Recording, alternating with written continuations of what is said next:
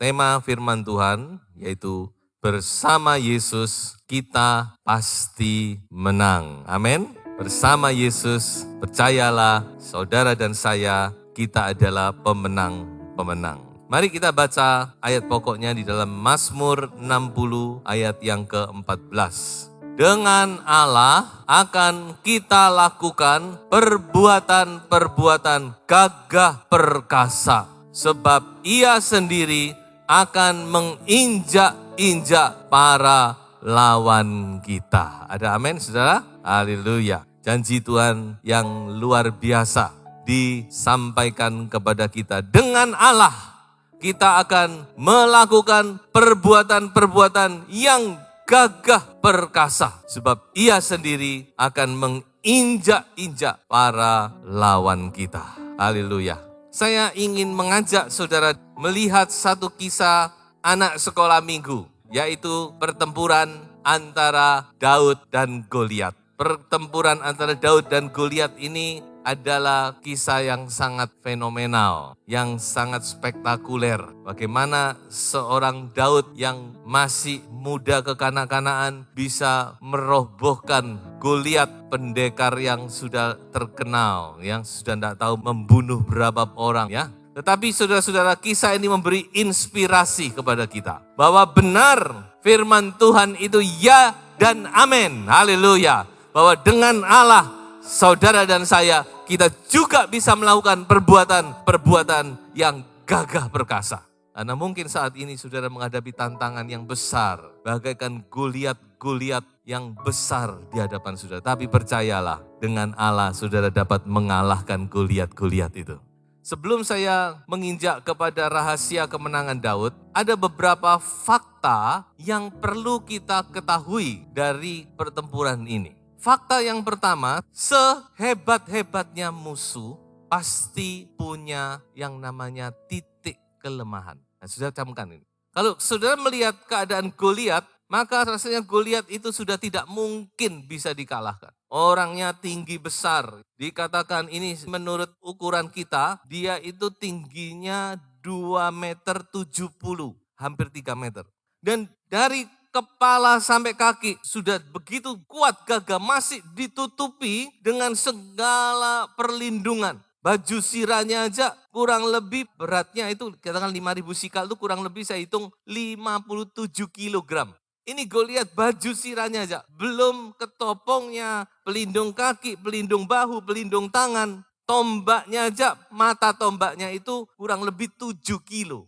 Jadi saudara-saudara, secara kasat mata, rasanya Goliat ini tidak mungkin bisa dikalahkan. Tidak tahu mau mengalahkan dari mana, mau dari depan, dari belakang, tidak bisa. Tapi sehebat-hebatnya musuh pasti punya titik kelemahan. Nah ini, titik kelemahan Goliat di mana?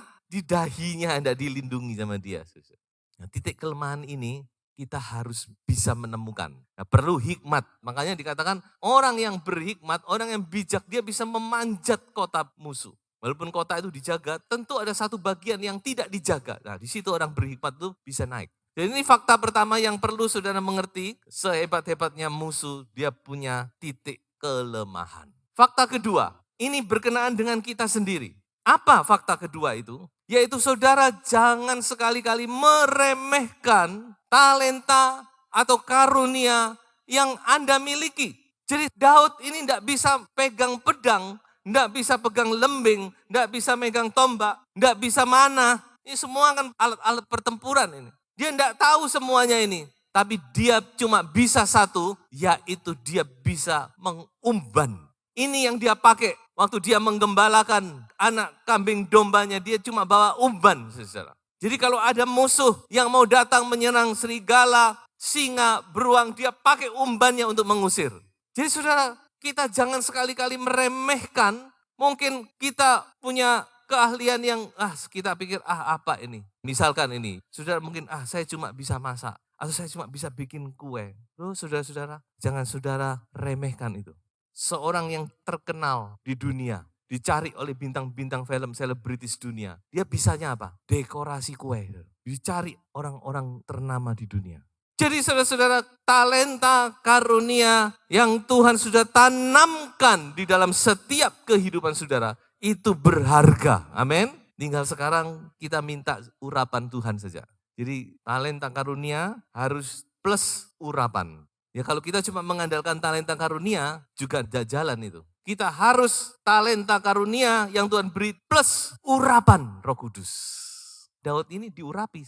Dia bukan cuma pandai mengumban, tapi memang tangannya itu diurapi oleh Tuhan. Jadi kalau Tuhan mengurapi, alat yang kecil sedikit pun bisa menjadi berkat bagi orang banyak. Alat yang kecil bisa mengalahkan musuh yang luar biasa. Tongkat di tangan Musa bisa mengobrak-abrik Mesir yang dahsyat. Rahang keledai di tangan Simson bisa menghabisi 1.000 orang musuh. Rahang keledai di tangan Simson jadi satu alat yang dahsyat. Jadi saudara-saudara, jangan sekali-kali kita meremehkan talenta karunia yang Anda miliki atau mungkin juga anak-anak Anda miliki. Kadang-kadang orang tua itu pikir, wah anaknya kok enggak seperti yang dia inginkan, pinter ranking 1 terus, matematika 100 terus gitu ya. Wah kalau ini baru hebat. Kalau bahasa 90, siapa bahasa itu ya. Kalau melukis 95 tidak dihargai. Karena kita pikir kalau matematika 100 itu baru hebat. Tidak tentu loh saudara. Jadi sekarang ini sudah bukan zamannya lagi seperti dulu. Orang cuma menilai orang itu dari eksakta saja, dari IQ. Masih banyak yang lain yang bisa menopang. Dan yang terpenting, ada urapan Roh Kudus. Tuhan pasti akan pakai luar biasa. Yang ketiga, fakta yang ketiga, saudara harus tahu bahwa pertempuran ini bukan yang pertama kali yang Daud hadapi. Jadi jangan berpikir ini ujuk-ujuk gitu saja. Tidak. Daud sebelum menghadapi Goliat, dia sudah dilatih oleh Tuhan. Menghadapi beruang, menghadapi singa, menghadapi serigala. Dan Goliat salah satunya.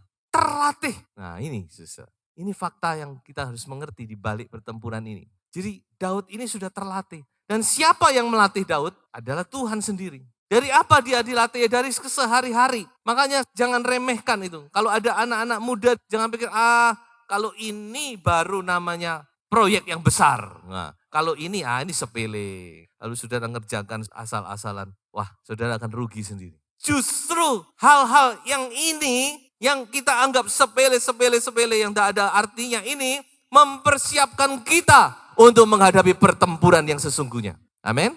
Jadi semua harus hadapi serius. Kerjaan besar, kerjaan kecil, apapun juga kita harus belajar. Semua kita serius. Karena ini latihannya di sini.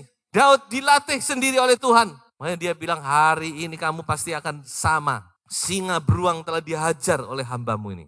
Orang Filistin sama dengan mereka. Karena dia sudah biasa, dia tidak gentar. Singa, beruang, dia biasa hadapi itu. Jadi ini ada beberapa fakta yang perlu kita mengerti di balik daripada kemenangan-kemenangan daripada Daud. Nah, sekarang saya mau mengajak saudara masuk kepada poinnya. Apa rahasia kemenangan Daud? Yang pertama, Daud tidak mengandalkan kekuatan dirinya sendiri. Nah ini saudara. Ini sudah faktor X. Jadi betul kita sudah punya segala sesuatu, tapi pada saatnya kita harus mengandalkan Tuhan. Ada satu ayat di dalam Amsal berkata, kuda disiapkan untuk hari pertempuran, namun kemenangan ada di tangan Tuhan. Daud tidak mengandalkan keahliannya, tidak mengandalkan pengalamannya, tidak mengandalkan segala kemampuannya, tapi dia mengandalkan nama di atas segala nama yang kita kenal, yaitu siapa? Yesus Kristus Tuhan kita. Haleluya. Waktu itu memang belum dikenal nama Yesus, tapi kita tahu nama Tuhan itu adalah Yesus. Ya seringkali orang percaya gagal karena apa? Karena dia mengandalkan kekuatan sendiri. Apapun juga kita harus andalkan Tuhan. Kita datang dengan nama Tuhan semesta alam. Itu yang Daud bawa. Dia cuma bilang, kamu datang dengan pedang dan lembing. Tapi aku datang dengan nama Tuhan semesta alam. Haleluya. Dan dia menang. Dia mengandalkan Yesus. Nama Yesus. Di dalam nama Yesus. Yang kedua, rahasia kemenangan yang kedua. Daud tahu siapa yang memiliki pertempuran. Dia berkata, sebab di tangan Tuhanlah pertempuran. For the battle is the Lord's. Karena pertempuran, peperangan itu adalah milik Tuhan. Sudahkah saudara menyadari bahwa segala pertempuran, pergumulan saudara adalah milik Tuhan? Kadang-kadang kita lupa ya. Kita pikir, wah kita bergumul seorang diri. Saudara anggap itu adalah problema saudara sendiri. Persoalan Anda sendiri. Berat sekali menghadapi. Tapi Daud berkata, pertempuran adalah milik Tuhan. Artinya apa? Artinya Tuhanlah yang menentukan yang kalah dan yang menang. Bukan manusianya. Dia pasrah kepada Tuhan. Dia percaya Tuhan yang menentukan segala sesuatu. Jadi dia maju.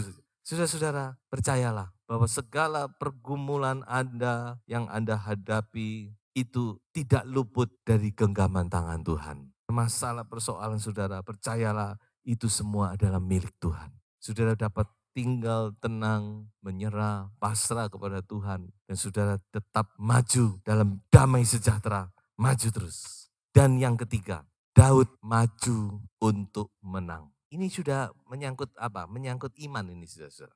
Daud itu maju berperang, dia maju dengan keyakinan bahwa dia pasti menang. Nah ini, keyakinannya itu bukan dari dirinya sendiri dong. Sekarang kan banyak orang kata kita harus bangkitkan rasa percaya diri. Jadi ini beda-beda tipis ya. Ya kalau dilihat sepertinya memang Daud ini percaya diri. Tapi ingat Daud itu bukan percaya diri, tapi dia percaya Tuhan sebenarnya. Jadi dia benar-benar hatinya itu dia percaya pokoknya. Goliat hari ini aku bunuh pokoknya. Tapi dia bukan percaya kepada dirinya kekuatannya sendiri. Tapi dia percaya Tuhan ada di pihak dia. Ini yang dia percaya. Sebab dia tidak gentar, tidak goyah. Dia bilang hari ini juga aku akan penggal kepalamu. Dan kalau sudah lihat di dalam cerita Daud ini. Waktu Goliat maju, dia bukan mundur-mundur. Tidak. Dikatakan Daud pun berlari menuju Goliat. Hebat ini. Ketika kita menaruh kepercayaan kita kepada Tuhan, kita tidak akan goyah, tidak akan gentar, saudara. Haleluya. Jadi dia maju untuk menang. Dia tidak takut karena dia yakin sepenuhnya. Dia tidak sendiri, tapi dia bersama dengan Tuhan. Kita harus belajar memiliki keyakinan yang sama. Seringkali kita nih melakukan sesuatu, ini kira-kira berhasil enggak ya gitu ya. Kira-kira ini nanti gimana ya. Seolah-olah kita sendiri ragu. Tapi Daud tidak. Dia berkata, hari ini Tuhan akan menyerahkan engkau dalam tanganku. Hari ini aku akan penggal kepalamu. Aku akan berikan mayatmu kepada burung di udara, binatang-binatang di padang. Dan sungguh saudara, dia pegang umbannya. Dia maju, dia putar umbannya dengan kecepatan tinggi. Dia lepas itu batu. Dia siap 5 batu, tapi dia cuma pakai 1 batu. Jadi persiapan penuh.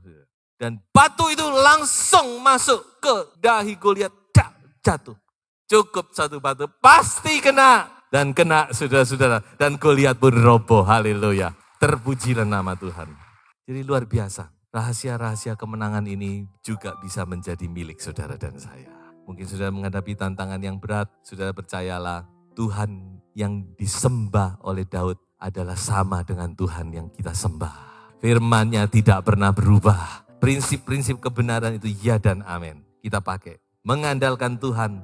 Kita percaya, kita serahkan peperangan kepada Tuhan. Dan kita maju dengan iman percaya.